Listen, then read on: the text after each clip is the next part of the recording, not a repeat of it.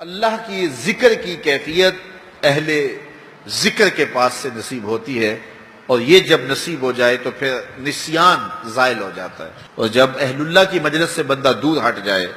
تو پھر کیا ہوتا ہے کہ پھر بندہ خدا سے غافل ہونا شروع ہو جاتا ہے،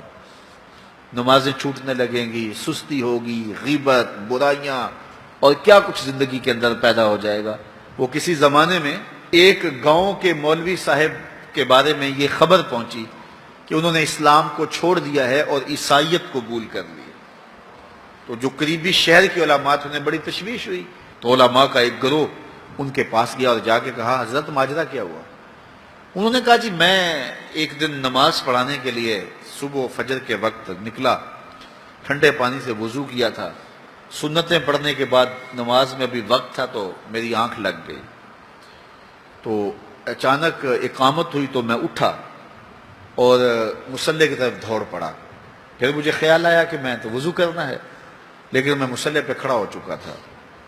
اب یہاں مصلی چھوڑ کے جاؤں تو نمازی کوسیں گے کہ پہلے کہاں گیا ہوا تھا۔ تو اسی گو مگو کی کیفیت کے اندر میں نے جو ہے وہ نماز پڑھانا شروع کر دی، لیکن میں ڈرا کہ میں مصلی رسول کی توہین کر رہا ہوں، بے وضو نماز پڑھا رہا ہوں، تو کہیں اللہ کا عذاب میرے اوپر نازل نہ ہو۔ تو میں ڈرتا بھی رہا، لیکن ساری نماز پڑھائی، میرے اوپر کوئی ایسی کیفیت اللہ کے عذاب کی نہیں آئی۔ سارا دن گزر گیا، اگلی رات بھی گزر گئی، اگلے دن فجر کا وقت آیا تو پھر میرا وضو ٹوٹ گیا، تو پھر میں نے کہا اب ٹھنڈے پانی سے وضو کیا کرنا ہے، پھر میں مصلی پہ چڑھ گیا، حتیٰ کہ میری عادت ہو گئی، اور میں پہلے تو ڈرتا تھا کہ اللہ کا عذاب میرے اوپر نازل نہ ہو،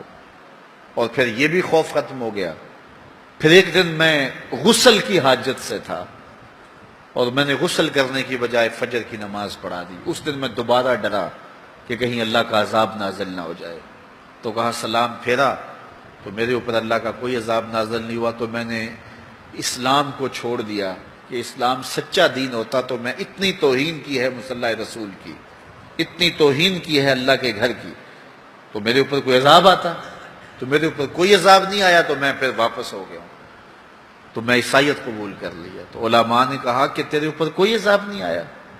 اس سے بڑا عذاب کیا ہو سکتا ہے، رب نے اپنا دین چھین لیا ہے، اس سے اور بڑا عذاب کیا ہو سکتا ہے، اس نے اپنا پیارا دین، محبوب دین تجھ سے چھین لیا ہے، اب جا بھٹکتا پھر، دھکے کھاتا پھر، تیرے سے وہ جو نور تھا وہ تو ہم نے نکال لیا، اب ایک بت رہ گیا۔ یہ سزا کتنی بڑی سزا ہے، لیکن انسان مادی سزاؤں کو سزا سمجھتا ہے، وہ سمجھتا ہے کہ دولت چھین لی جائے گی، کاروبار بند کر دیا جائے گا، مجھے پریشانیاں آئیں گی، میرے اعضائے بدنیاں توڑ دیے جائیں گے، آنکھوں کی بینائی اچک لی جائے گی، میرا ایکسیڈنٹ ہو جائے گا تو یہ سزا ہے، پتھر اتریں گے تو یہ سزا ہے۔ کہا یہ بھی سزا کی صورتیں تو ہیں، لیکن یہ سزا اوروں کو دی جاتی ہے، لیکن یہ کتنی گہری سزا ہے۔ فَأَنْسَاهُمْ أَنفُسَهُمْ، انہیں ان کی ذاتوں سے بے خبر کر دیا جائے، انہیں پتہ ہی نہ ہو کہ ہم دنیا پہ آئے کس لیے ہیں، مقصد حیات کیا ہے۔ ساری زندگی یوں گزار کے چلے گئے جس طرح ایک جانور گزار کے چلا جاتا ہے، کھایا پیا سویا آرام کیا چلے گئے، صرف اپنی خواہشات نفس کی تکمیل میں زندگی گزار دی۔ وہ تجھے اشرف بنایا ہے، تیرے سینے میں دھڑکتا دل رکھا ہے، تجھے اس نے اپنی امانتوں کا امین بنایا ہے، تو یہ بوجھ اٹھا کے چل پھر رہا ہے، اور اگر اس نے اس کو اتار دیا تو پھر یہ بہائم اور چوپایا ہو گیا۔ اولئک کالانعام بل ہم اضل، فرمایا یہ چوپایا ہے، چوپائے سے بھی بدتر ہے، اس سے بھی آگے چلا گیا۔ تو اس لیے جب اس سے وہ دولت ہی چھین لی گئی تو اس کے پلے باقی کیا بچا؟ تو اللہ مجھے اور آپ کو توفیق دے کہ مقصد زندگی ہمارے ہاتھ میں آ جائے، جس لیے ہماری تخلیق ہوئی ہے، اللہ کی معرفت حاصل کر وہ دولت ہمارے ہاتھ آ جائے۔ اگر وہ دولت نہیں ہے تو ساری زندگی برباد گزر گئی۔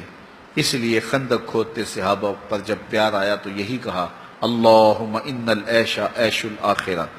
فاغفر للانصار والمہاجرہ،